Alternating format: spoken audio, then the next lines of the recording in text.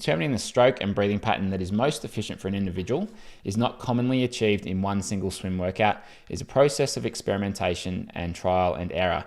Timing a single 100 interval is not a method we would recommend to decide upon a stroke.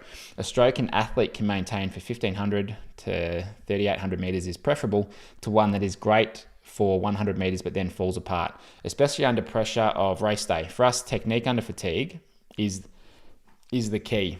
A coach on deck with an eye for fluid dynamics is ideally the best way forward here. Once the stroke is decided upon, the athlete can then go away and confidently swim, ideally without the need to overthink. Incorporating tools such as pull buoys and paddles will further assist us in developing the stroke. The tools can be used to develop swim-specific strength, but the choice of shape and size for each individual swimmer is critical to TBF swimming. The correct choice of paddles can help correct swim technique without the athlete thinking, and hence avoiding analysis paralysis, one of the main killers of age group swim performance. So yeah, some really good points there. When I'm working with swimmers, I like to keep it simple. No more than 3 things to think about, but ideally it's going to be 1 or 2.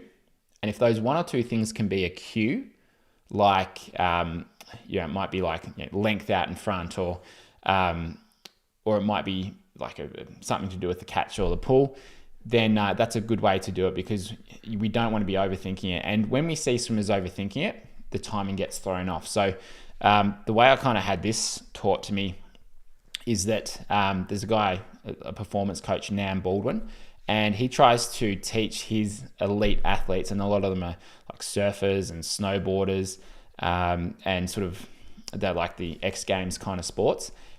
And what he says, what he has them do, like a really simple exercise for them to be in the moment and be present, is he'll have 2 tennis balls, and he will face them about 2 meters apart.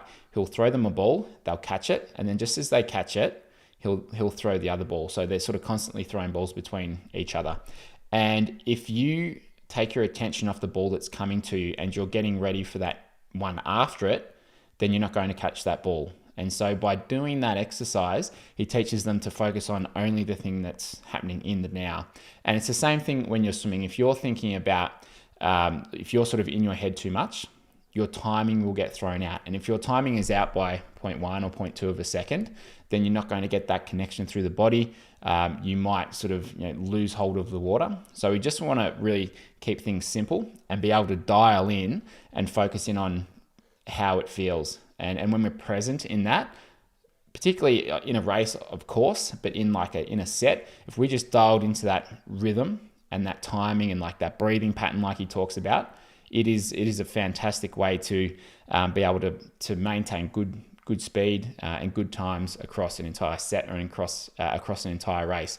But if we're focused too much on our technique, then we lose it, and the times will suffer as a result of it. So